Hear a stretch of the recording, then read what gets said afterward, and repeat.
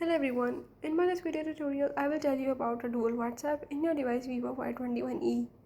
So if in this device if you want to enable a dual WhatsApp, like a second WhatsApp, you already have one WhatsApp in your device but you want to download another one, you can easily do this in the few steps as I will tell you.